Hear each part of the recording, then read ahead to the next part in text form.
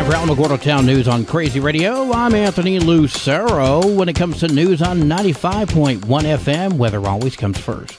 Hurricane Idalia brings life-threatening storm surge, inundation, hurricane-force winds, excessive rainfall, flash flooding, and a few tornadoes to Florida. The storm will journey along the East Coast up to the Carolinas and then depart out to sea.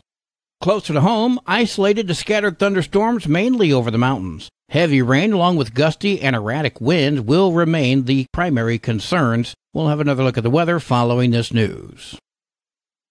News broke last night on AlamogordoTownNews.com that the Democratic Party of Otero County is suspending all operations effective immediately. A memo from Executive Director Sean Ward not only included the planned executive committee meeting for last night following the declaration of all balloted candidates, but all sanctioned activities such as regular Democratic Party of Otero County general meetings, executive committee meetings, ward meetings, other committee meetings, etc. These activities will continue until the open investigation concludes, at which time DPNM will determine the next steps. Ward goes on to write that conflicts between members have reached boiling points multiple times, and they will not put people's health and safety at risk.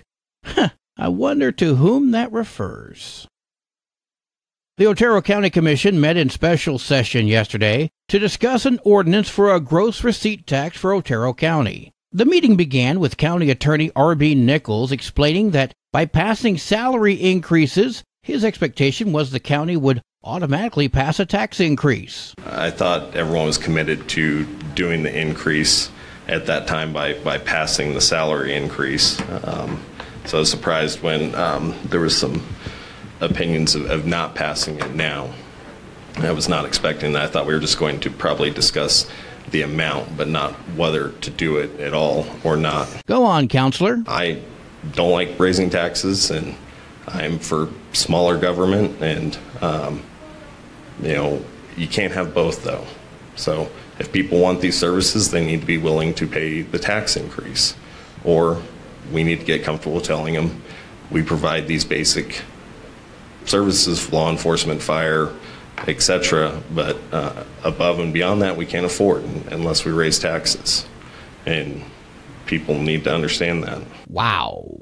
Just wow. Could he be any more condescending? Well, the answer turns out to be yes. I think even if you make a case to the taxpayers, I think they want to have their cake and eat it too. They want something for nothing, and so they want their roads fixed, but they don't want to pay for it. They think they're already paying enough. How unfair that those who earned this money dare to want to keep it, and in turn demand that the government work under a budget. Hey, Nichols, how much of every dollar earned should we, the people, be permitted to keep? County Commissioner Amy Barella had a radical idea. Let's ask the people. I think we could reword a ballot question to include cleanup of blight properties. If it does go to ballot, we can adjust that however you want. Yeah, I mean, we need to do it today, though, because the timeline. Note, the public was not allowed to be present for this meeting, and obviously Nichols is not interested in their opinions anyway, because, the timeline. Commissioner Marquardt, what say you? And it's probably going against what I would normally think, because my nature thinks send it to the voters, but the downside of that is if it doesn't pass, we're going to be sitting in the same situation for the next few years. Yeah, those pesky voters. Commissioner, if the people vote no, it means they don't want it. It's that simple. The commission voted to consider the tax. That passed. So then... Now the next question is whether we want to put it on the ballot or not. I would make a motion to not put it on the ballot and just impose the tax. I'll second. All in favor? Aye. Aye. All opposed? No. Thank you, Amy Barella, for voting in favor of the people. I know it didn't work. Your integrity speaks volumes. Afterwards, although it's hard to hear, it sounded like Marquardt was actually scolding Barella. You can see the meeting in full on the Otero County YouTube channel.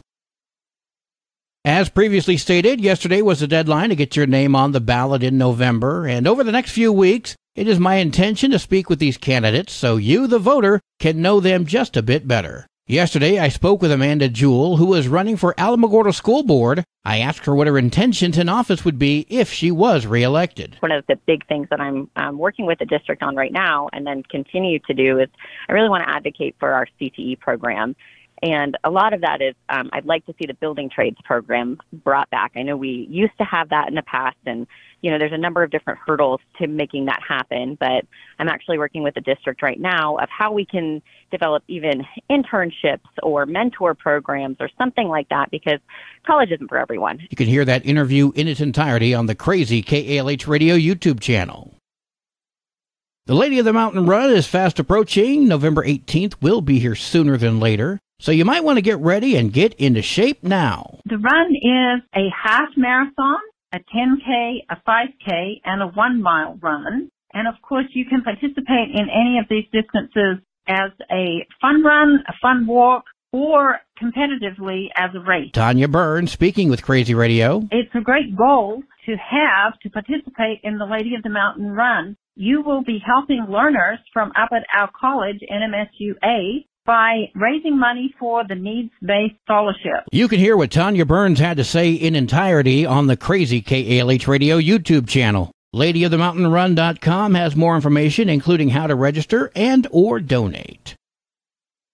Well, today is Wednesday. Let's go now to have our weekly report from Love Inc. with Susan Payne. Hey, good morning, everybody. This is Susan with Love Inc. of Otero County. I am back this week. I took a week and went on vacation to take my granddaughter to college. A lot of fun. But I am back, and the first thing I want to tell you is I should be reminding you about a fundraiser that's coming up on September 9th. Unfortunately, due to circumstances beyond our control, we are postponing that until February 24th of next year. So look for more information on that soon. Another thing that I have not mentioned that I should be mentioning is that we are the administrator for PNM's Good Neighbor Fund. That means we can pay up to $170 on a PNM electric bill, and those bills are high this time of year. So if you need help with that, please just give us a call at 575-439-4812, and we can set you up for an appointment and see if you will qualify for that. Also, just a reminder, we do partner with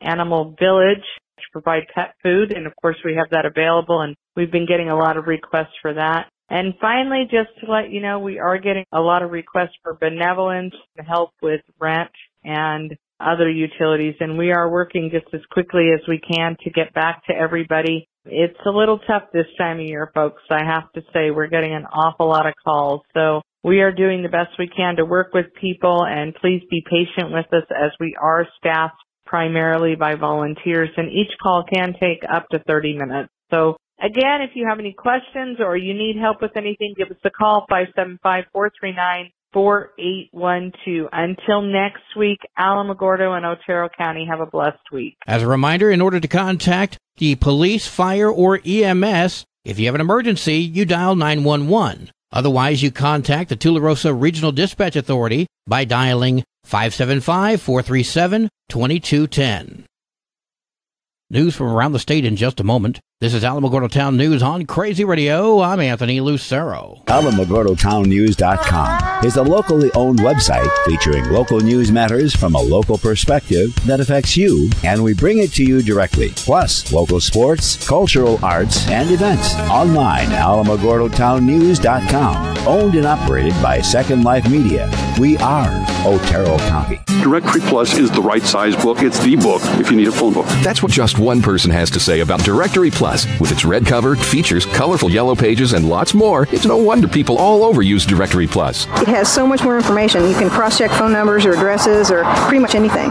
Look on the plus side, Directory Plus. I'm a big fan of Directory Plus. New Mexico Supreme Court will hear oral arguments regarding a request to strike down recent abortion ban ordinances in multiple New Mexico cities and counties. Yesterday, the High Court announced they will hear arguments in December and agree to consider legal briefings filed by an array of advocacy groups. In January, State Attorney General Raul Torres petitioned the High Court to strike down abortion ban ordinances approved by local governments. Torres argued that the local laws violate state constitutional guarantees, including New Mexico's Equal Rights Amendment, which prohibits discrimination based on sex or being pregnant. State abortion laws in New Mexico are among the most liberal in the nation, But local governments in cities and counties where opposition to abortion runs deep have approved their own abortion restrictions. Local abortion ban ordinances of New Mexico have been blocked by the New Mexico Supreme Court while they consider the challenges by the state's Democratic Attorney General. Court briefings from anti-abortion groups, including Family Policy Alliance, assert that local governments have the right to enforce federal abortion restrictions.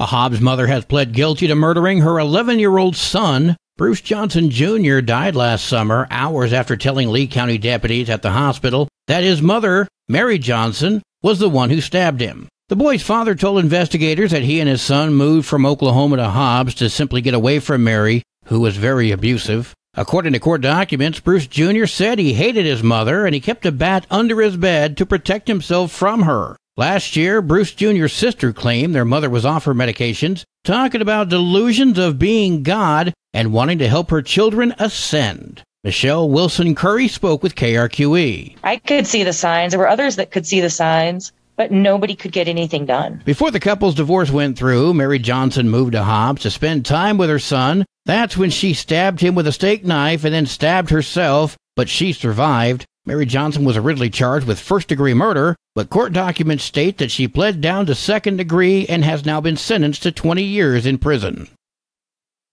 Construction crews at New Mexico Highlands University in Las Vegas alerted the school of the discovery of human remains near one of the buildings. We got to the point where we were trenching the perimeter of the new building for a fire suppression water line.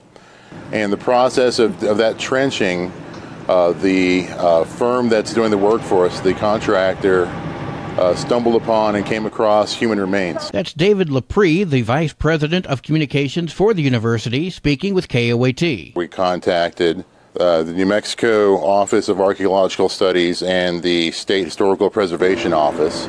So we're working with both state and local authorities to ensure that the remains are treated with the appropriate degree of respect and that the university tend to the site as respectfully and cautiously. According to the state's Office of Medical Investigators and Archaeologists, the remains date back several decades and were a part of an old burial site. The university claims they were unaware of the site prior to construction. Had they known, they would have had an archaeological team in place when construction began. Multiple sets of bones were found, but the exact number is not yet known. The investigation continues.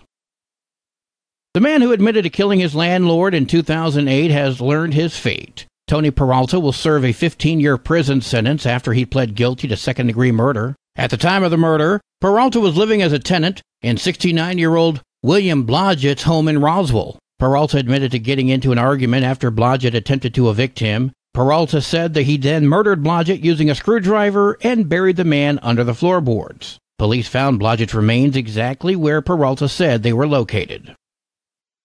Sports and weather are next. You're listening to Alamogordo Town News on Crazy Radio. I'm Anthony Lucero. They are role models and educators. Their work requires a great deal of time and energy for very little pay. Who are these unsung heroes? Thanks, Coach. Thanks, Coach. The simple truth about education-based athletics in New Mexico is this. Without a committed team of coaches and administrators, they just wouldn't be possible. School sports, they bring out the best in all of us. This message presented by the New Mexico Activities Association and the New Mexico Athletic Directors Association. There are 7 matches for New Mexico volleyball today. All of them are up north. In football tomorrow, Socorro at Estancia, Carrizozo at Hondo, Hatch at Tularosa. Wow! Go Wildcats! And on Friday, Hot Springs at Anthony, Cobre at Silver, Mesilla Valley Christian at Fort Sumner House, Deming heads to Goddard, Chaparral at Redoso, Gadsden at Alamogordo. Go Tigers! Your Crazy Radio spot-on weather forecast for the Tularosa Basin today calls for sunny skies, mostly clear tonight and sunny tomorrow. Your high today in the basin, 89, low tonight of 67, high tomorrow, 93 degrees. In Cloudcroft, mostly sunny skies today, mostly clear tonight, sunny tomorrow. Your high today in Cloudcroft, 68, low tonight of 48, high tomorrow, 72 degrees. Local breaking news can be found on our website, alamogordotownnews.com, and learn more about Crazy Radio by visiting kalhradio.org. We've also launched the Crazy KALH Radio YouTube channel, which will feature our daily newscasts, complete interviews, and other information which concerns everyone in the Tularosa Basin. We'd like to take a moment to thank those of you that have subscribed to our channel And if you have not yet done so, please subscribe. That way you too can be notified whenever news breaks. That concludes today's edition of Alamogordo Town News on Crazy Radio. I'm Anthony Lucero.